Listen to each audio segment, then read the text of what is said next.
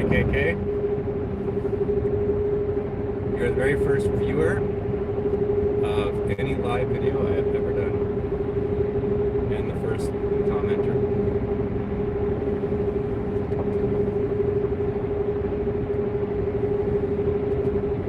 So, I'm in the middle of Nebraska. I'm just leaving Lincoln. I slept in the car last night. And I'm trying to get to... Oh, nice. Okay. Yeah, I left Michigan yesterday. Friday. I left really late. Usually I try to leave like in the morning, but I wasn't ready until like 1:30. So I'm behind my usual times, but it's going pretty smooth. Trying to maximize every 250 kilowatt charger that I can. Suffering the consequences of snow tires. And cold weather, I'm averaging probably 430 watt hours per mile. So right now, according to my calculations, I should make it to Kearney, Nebraska with maybe 10% left, but the car is saying quite a bit less, so I'm only going the speed limit, which I always do, wink wink.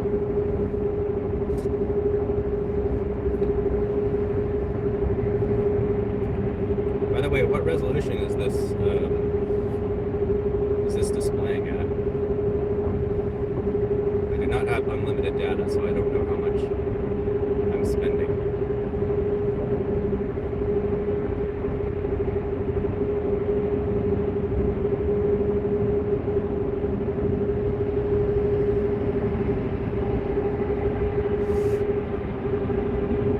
Welcome, second viewer. Oh, second viewer left.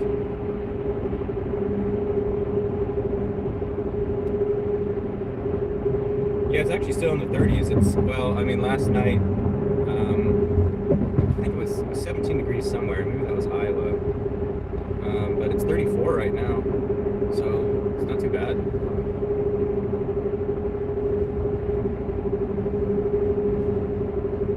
Trying to figure out the chat stuff here. Okay. Yeah. Alright.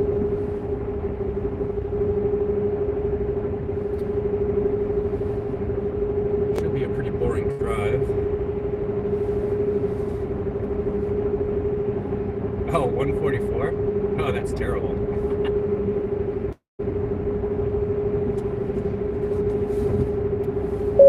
That's like worse than a thumbnail. I wonder how I changed the resolution. It didn't show as an option. Maybe it just detects my upload speed. That's pretty crappy.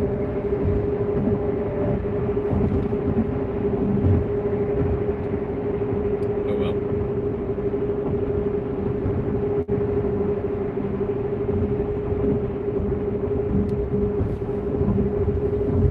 Good. My projected range is now higher than the number of miles that I need to go.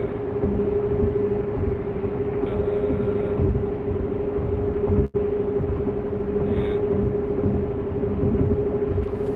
I'm gonna go faster though. The speed limit is 75. I don't want to wait along too much. Wait around too much just to save energy. I can always stop in Grand Island at the truck stop if I need to. I'd rather make better time than try to hypermile. I guess I should have charged more. It's only 125 miles, and I'm at 73%, which should be about 66 kilowatt hours. So, well, I guess we'll see. Now going 75.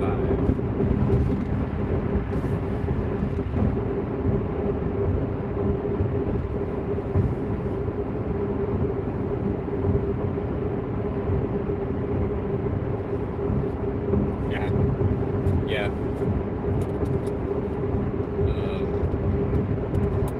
I got the Starbucks. I'm a fan of peppermint mochas, not specifically from Starbucks, but just especially at the holiday times. But I was like, I need some sort of fruit too or something, so I got some berries.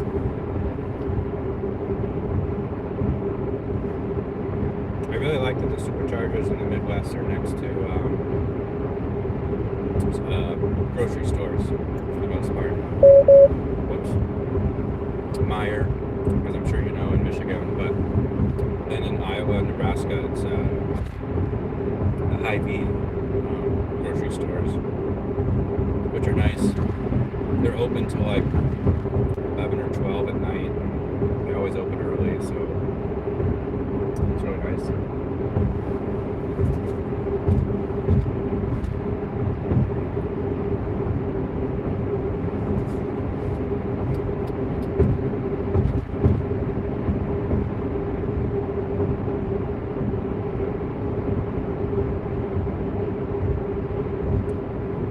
Brown out here. I forgot how brown the rest of the country gets. I didn't think Nebraska was that dry of a state. I mean, Michigan still has green. But I mean, I get that the cornfields are brown, but all the grass too.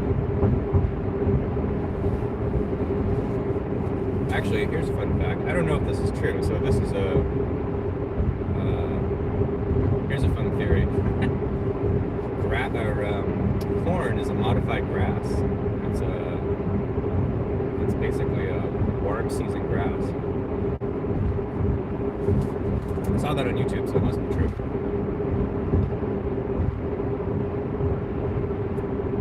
I keep getting a second viewer and then they leave.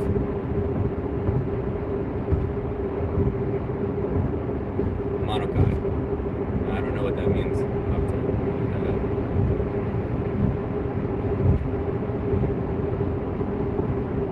Microphone. Interesting.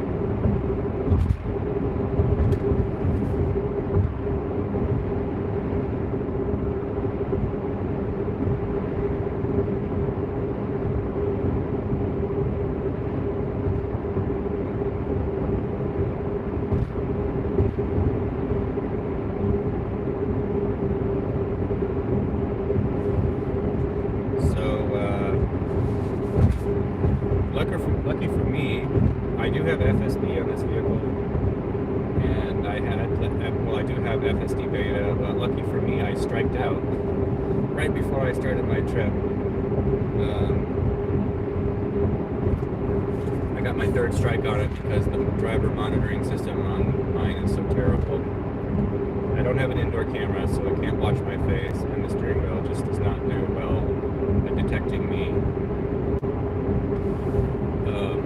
on straight stretches where the steering wheel doesn't move too much. So yeah, now I have to wait for, I don't know what it is, 2 weeks or until the next update or something. It was a bummer because it was finally working pretty well in Michigan, and then it was funny, the night I was driving home from work and it was doing really well on the roads.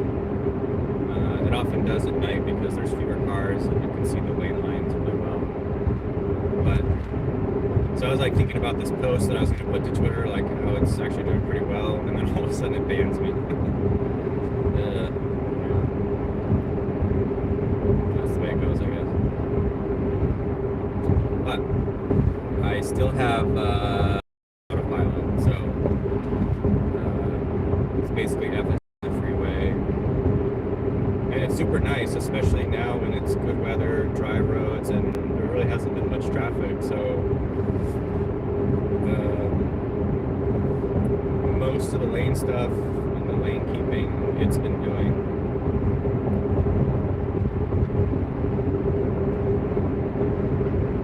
Yeah, it's kind of I mean, it's a mixed bag. I do prefer camera monitoring of the driver. It's better. It also monitors what's actually important, which is whether your eyes are on the road, not whether your hands are on the wheel. But that's the advantage to not having one is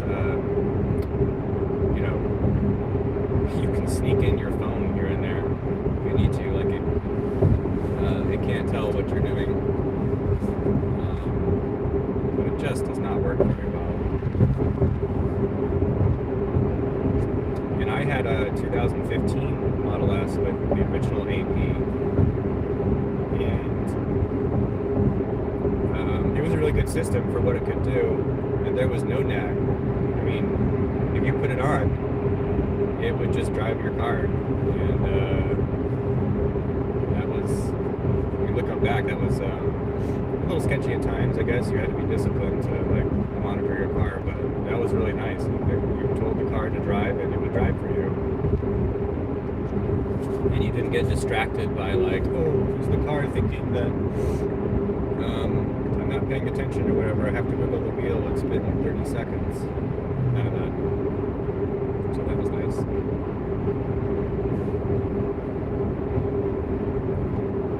Also, I do have a passenger.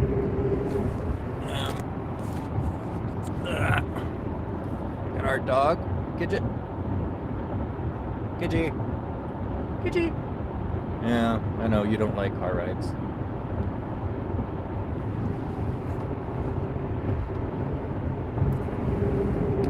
Okay. Oh, okay. Well, I'm back. It was a short commercial break.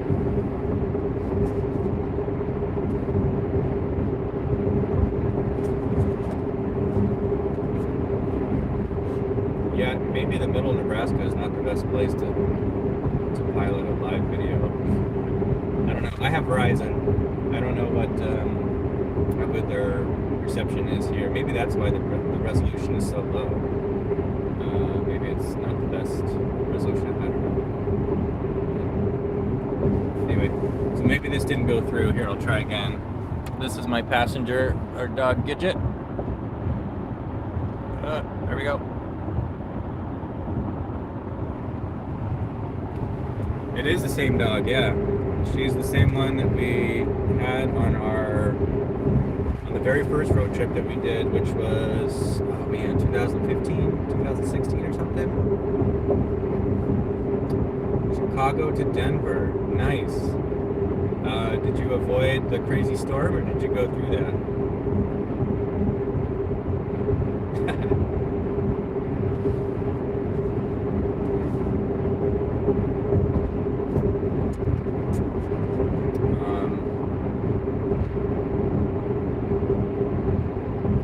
I think a year ago or 2 years ago, man, I forget.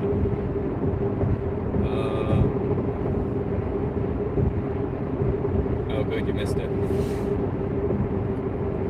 The worst weather I've ever gone through was in Nebraska, and I can't remember if it was last winter or the winter before, but I was legitimately scared that I was not going to make it to my next supercharger. It was whiteout conditions, really windy, really icy. Trucks were sliding off the road. There was a snowplow that slid off the road. That's when you know it's bad.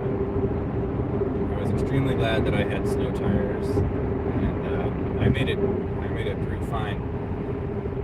But there was so much wind, and it was driving through snow that I was like, I was like using 700 watt. And where was I trying to? I think. I had stopped at Grand Island, and I slept there overnight because I was like, well, that was when the storm was coming. I was like, well, I'll let them work on the roads, and I'll get up early, and then I'll leave the next morning. Well, that morning it was like, it was pretty scary, and but I did make it. I think where was I trying to get? Oh, the next one was I can't remember what the next one was. Well, anyway. I did make it, but that was a rough, yeah.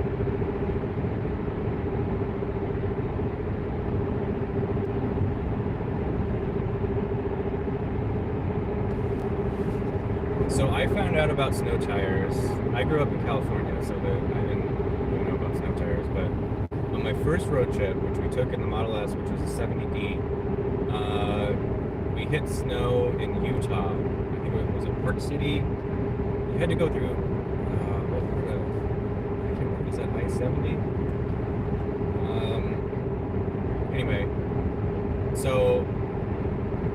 remember specifically charging, and then on the on-ramp,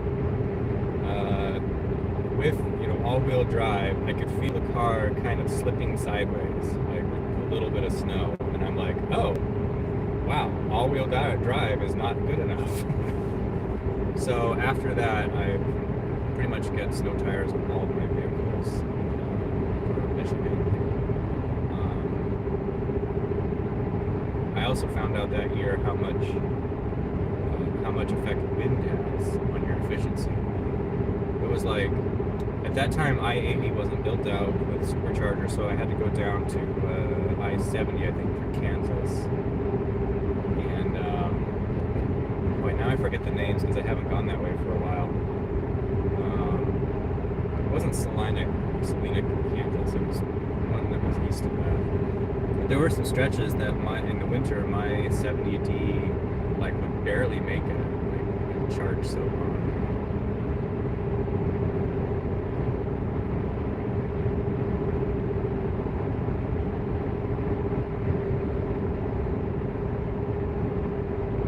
I'm not sure when you would need to use chains. Most people that use chains use them because they don't have snow tires. So like in California, like most of the time you're not driving in icy conditions, unlike places that have real winters. And so you would put chains on quickly instead of like having snow tires on for your entire season. I don't know.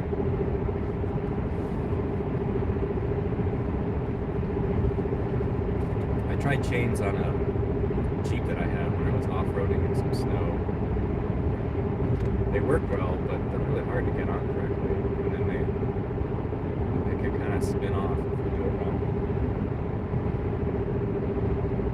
So if anybody, I still have those chains actually. If anybody wants a pair of 33-inch tire chains for a 33-inch tire, you can have them. I've had them for like 10 years and I don't know what to do with them.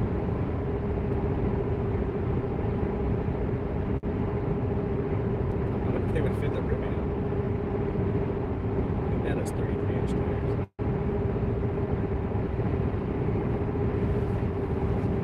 So for the two most recent of you, I am in the middle of Nebraska.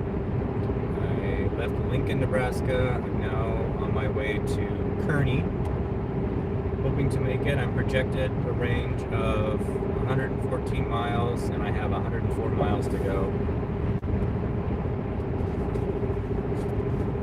This is my first ever live video.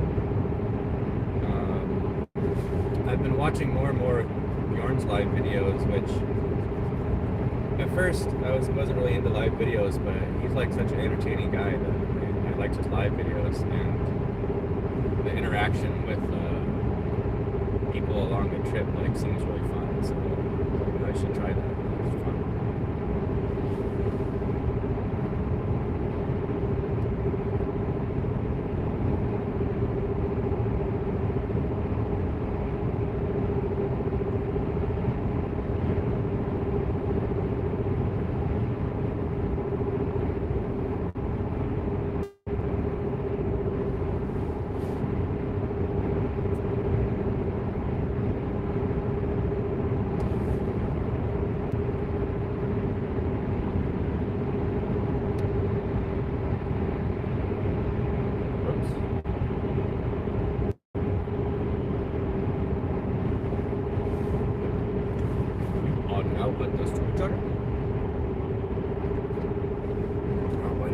Blurry.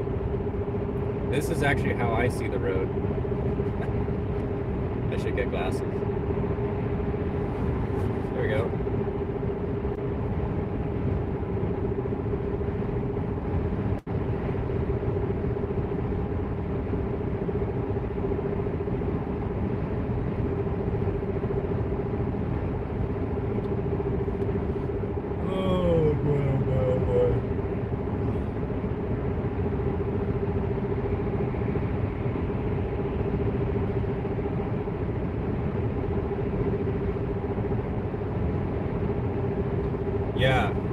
think it's Ogallala. I don't know. At least that's how I pronounce it. It sounds like Ugalali or something.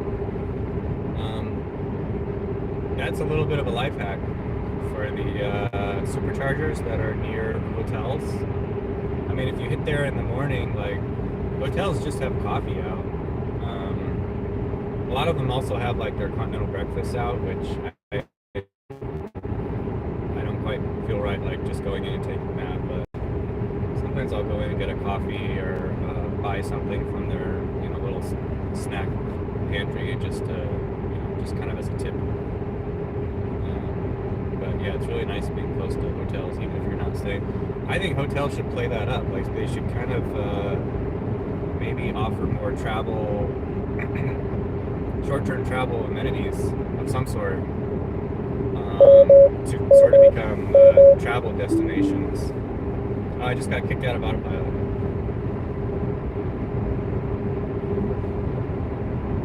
I'm really bad at seeing those like really soft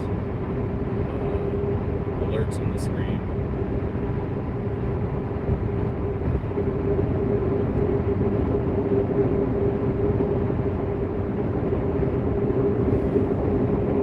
How do I get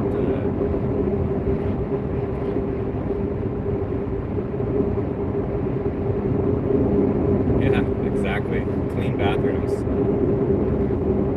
And like I said, I sometimes I'll buy a water or a snack or something, just to, kind of as a goodwill gesture.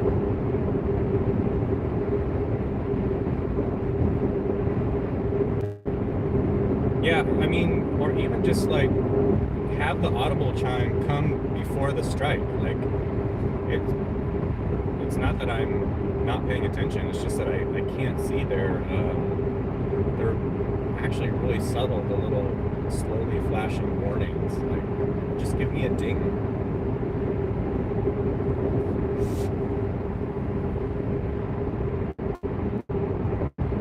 So now I got 100 miles. Ugh, how do people do this?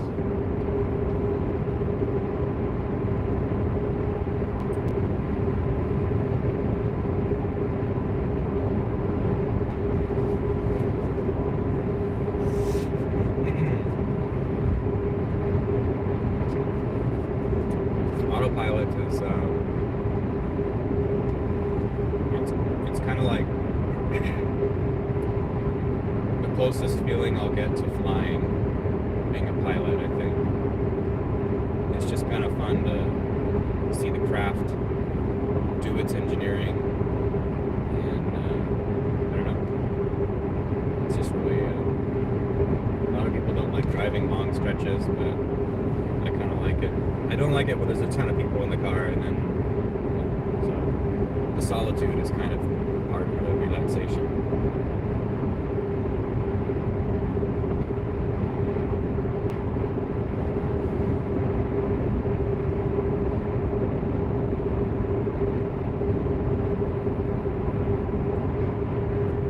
Yeah, I might stop if I get too frustrated.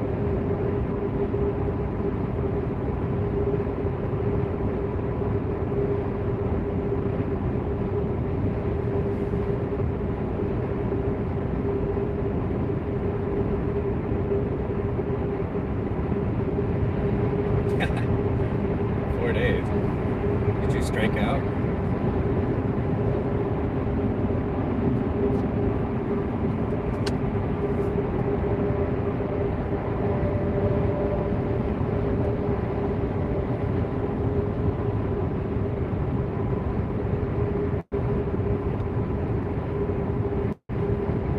Oh, I forgot I can still use cruise control though.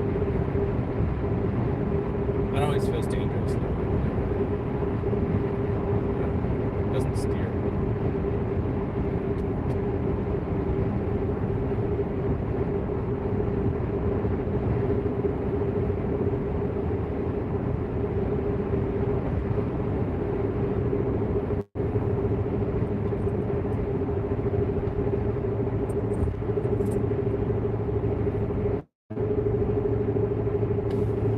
I was kind of surprised I got FSD on the, I mean, that FSD was released to my ex, because this is a 2018, and mine came with the 2.5 hardware. As soon as that was available for upgrade, I had that upgraded. I don't know what my cameras are. I know some of the ones before my vehicle have had to have a camera. Okay. So I had FSD on my Model 3 for a while. And then I traded the Model 3 in when I got the Rivian. And the Model X still didn't have FSD yet. It hadn't been released. And then a couple later, it was available on this vehicle. So that was pretty cool.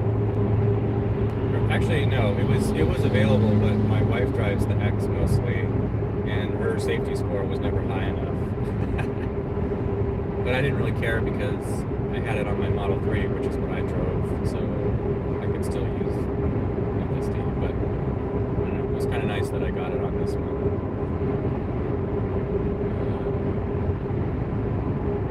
When it finally did come to this vehicle, it actually started working pretty well. When I was using it on my Model 3, I mean, it was kind of fun, but it was hit or miss. It was not relaxing to use it.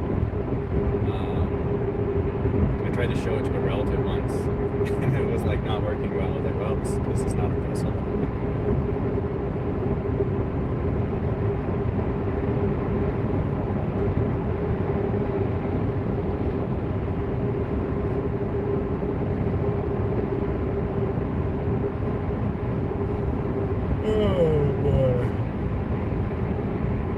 Rivian is great.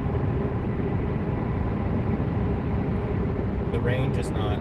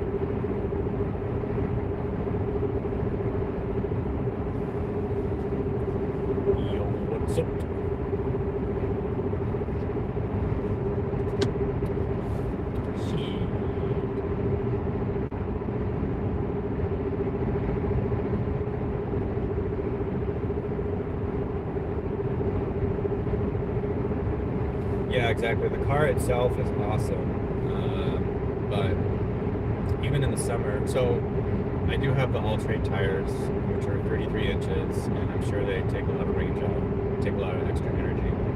But even in the summer, I average like 500 watt hours per mile,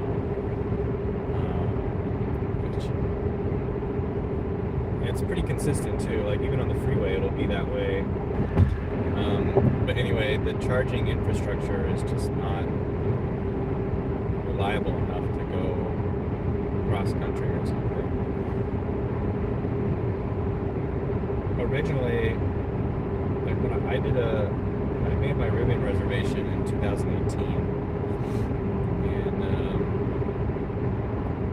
I think they had advertised both the regular pack and the max pack, and I had always planned to do the max pack because I knew range was king, and it was supposed to be 400 mile range, which would be great because then that would be maybe 250 winter miles, which would be awesome.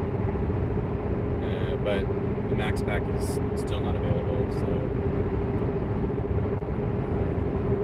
yeah. I've not tested fast charging on it either because I mean I haven't taken it anywhere, so I haven't needed to. But I'm pretty sure it charges over 200 kilowatts now. I can't remember what the highest somebody with a Rivian is posted. What's his name? Kyle with out of spec.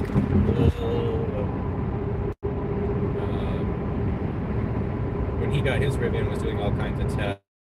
That's limited to like 150 kilowatts, but I'm pretty sure it's now gone up to 100, which would be really nice. That would be faster than this vehicle, even on the 250 chargers, my X only gets up to about 170 at the peak. So I am very jealous of the new vehicles that can fully utilize 250. That would be amazing. But when I bought this vehicle, the highest available was like 120.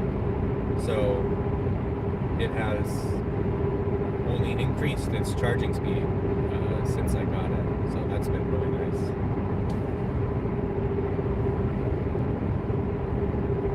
And a Tesla tech told me once that the 100 packs do not have the same design issues that like the 90 packs did in terms of like eventually kind of capping their peak supercharging speed. So I don't anticipate too much decline. I mean, mine is 4, but let's see, I got this 2018. What year is it? Oh, it's going to be 5 years in March. And I've got almost 65,000 miles on it. And the battery will still get up to, I haven't seen 170 kilowatt for a while. Maybe we'll see that, but I got into the 160 kilowatt peak, even on this trip in the winter. So the battery's held up fairly well. It has lost some range, I think. And I have not done a capacity test, like draining it all the way, and then actually no, I did do that earlier this year, and I forgot what the result was. I think it was like, I think I got down to like 1 or 2%, and then when I charged it fully, it imported. Oh, the 90s are no longer back. So what speed can you? What power can you get to at a supercharger?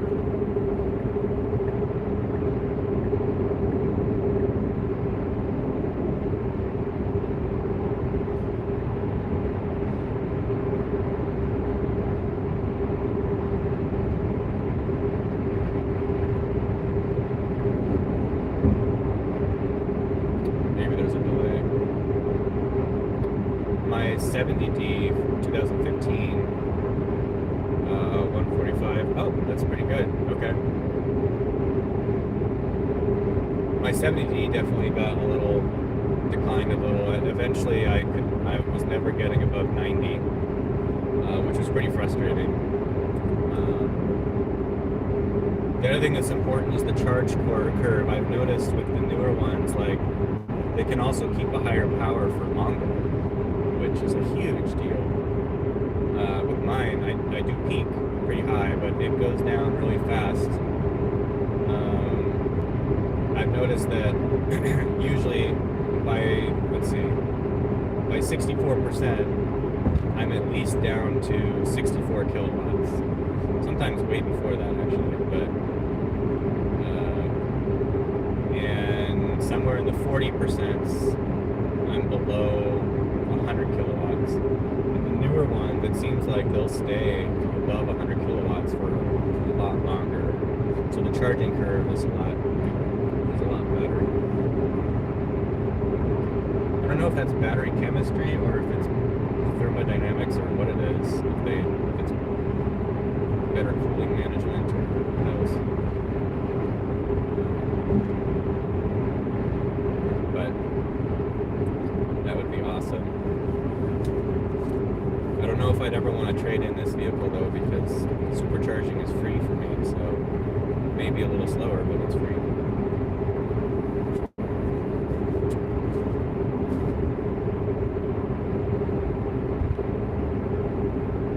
Yeah, exactly. Oh man, the megawatt charging on the Cybertruck, man, that is a huge deal. Of course, then they're going to have to build megawatt chargers, so that's going to be an issue. But once that's reasonably developed, like wow, megawatt charging on a Cybertruck, that's going to be insane. Especially if you're not towing. Like if you get the 500-mile version and you're not towing anything, man, your charging stops are going to be short. You can go so far. That'll be really cool.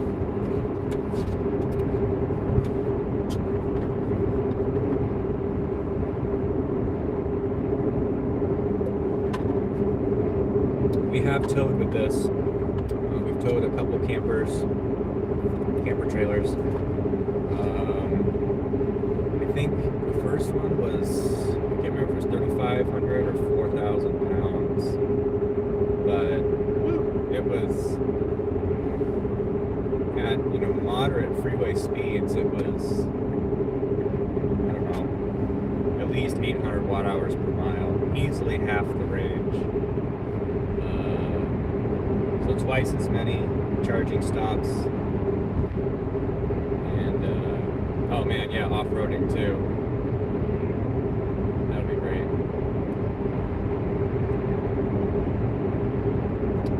I mean, the Rivian is quite good at off-roading too, but it's just the charging stuff, so I hope Rivian makes it. They sure are burning cash, but they do need to step up their supercharger, whatever they're calling it, adventure network. They gotta do that fast, because, yeah, it's just not a viable long-range vehicle until those are widespread. It's a cool idea to have them at adventure areas, but they do need to prioritize usual travel routes as well. But I mean, they're mostly centered around, I think, California and Colorado. From last time I checked, there was some charging network, so I'm sure they're prioritizing those areas, kind of off-road adventure locations, and maybe they can sell enough in those areas to keep it going until they expand. I'm sure that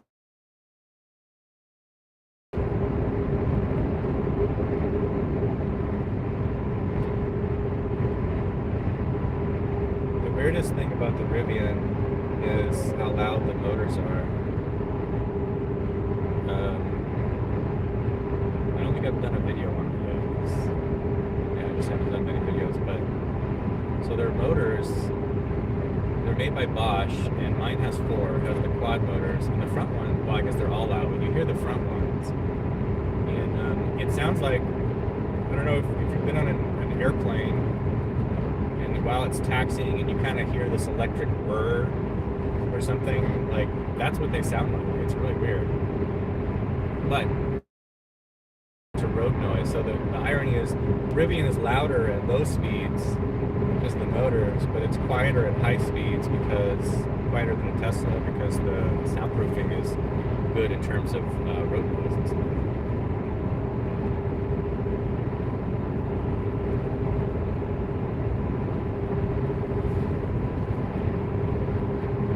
They're opening their network. Well, I think I did see something about that. I guess if that helps them generate revenue from it, that's cool, but also they might need to take advantage of incentives, which would be important too. Federal or state incentives often will pay for part of the chargers if they're open to everybody, so they might have to do that. But it does make it a little more crowded.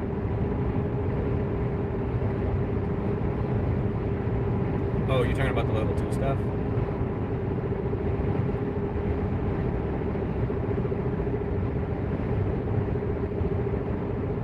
Yeah, I'm just talking about the DC charging, the fast stuff. The slower ones, yeah, I don't know how, even at I guess if you drive somewhere and you're going to be hiking, the level 2s make sense because you're leaving your car. But if you're going to like an off-roading place, I mean, you don't want to plug your car in for hours and then go off-roading.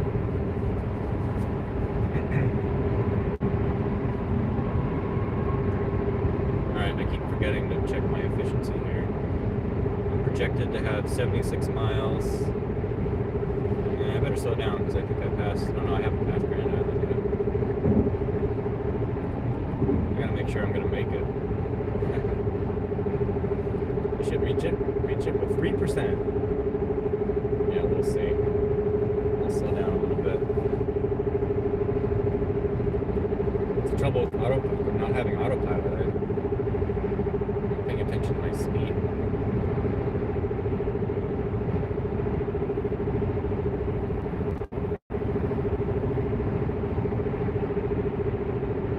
Also, it took me 6 months to get my license plate and registration for the Rivian.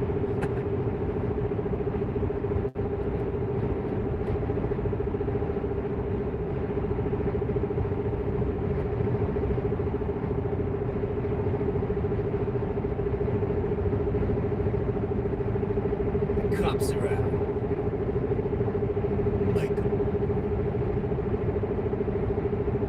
Any Arrested Development fans out there?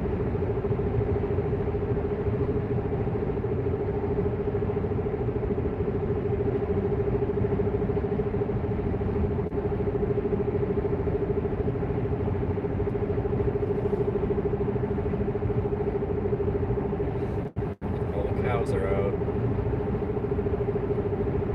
Last year when I did this trip, there were like hundreds of snow geese that were migrating. I think that was a little later in the year. I think that was February, maybe. I thought maybe I would see some though, but I'm not seeing any yet. That was kind of cool.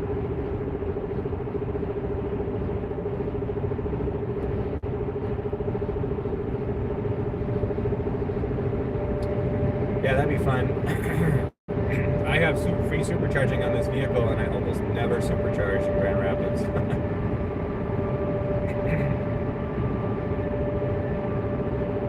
Partly because it's a pain to like go sit somewhere, but also because I like to not supercharge just for battery health.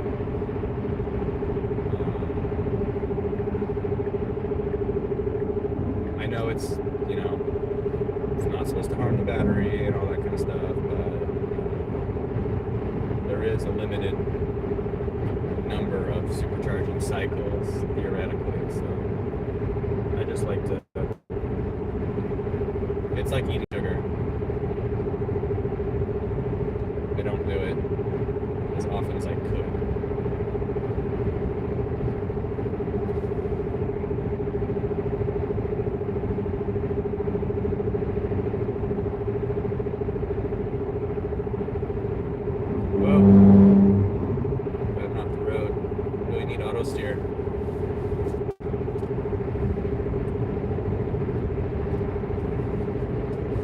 I was really into birding.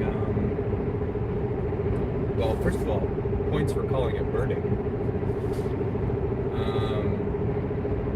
I was really into it when I was young, like junior high and high school.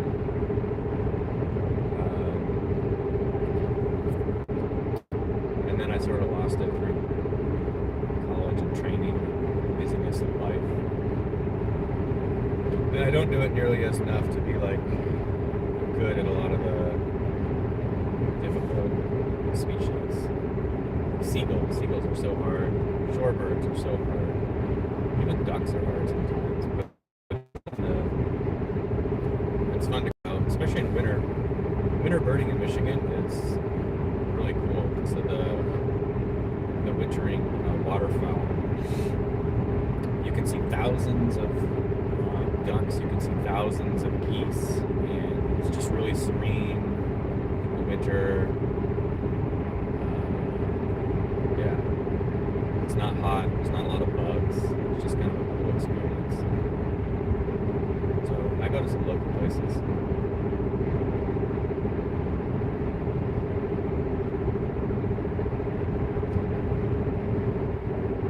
My ideal of a fun morning is going to the local water treatment plant. Scope. All right, thanks for checking in, man.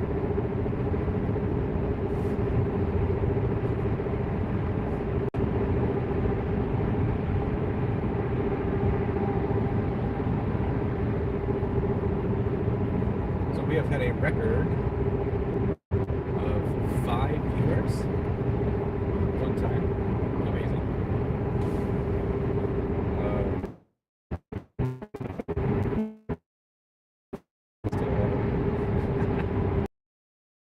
I'm not sure what happens at the end of this video. I've never done one of these, so I'm assuming that this stays up on the YouTube channel. I guess. I don't know. I would like to find out how.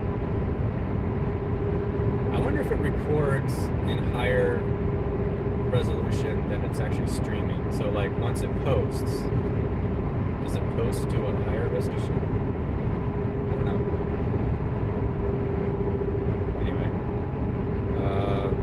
Okay, I've got 70 miles of range, and I need to go 60 miles. Well, I gotta make a decision. Grand Island is coming up in about 30 minutes. Do I stop? Charge a little extra there at the 150s, or go all the way to Kearney? So if I stop at Grand Island, so it's a couple minutes drive, so I'll lose about 5 minutes just driving to the charger. I'll get there at low percentage, so I'll probably get the max rate, which on those chargers I usually max out about 145. And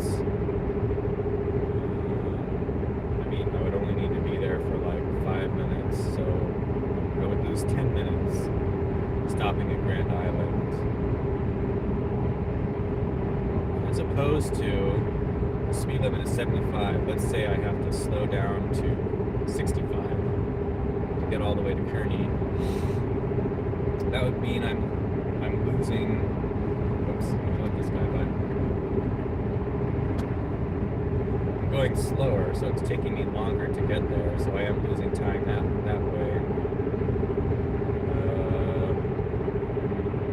Probably about 30 miles, so I'd be losing about 5 minutes. If I'm going 10 miles per hour slower over a stretch of 30 miles, that means I'm achieving 10 miles less per hour, or 5 miles per 30 miles less. So yeah, it's still slightly faster not to stop. Even I have to go significantly slower for the last stretch.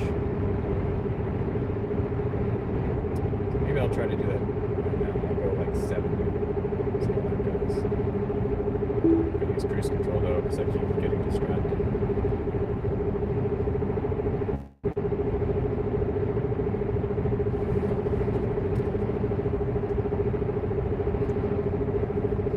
Alright.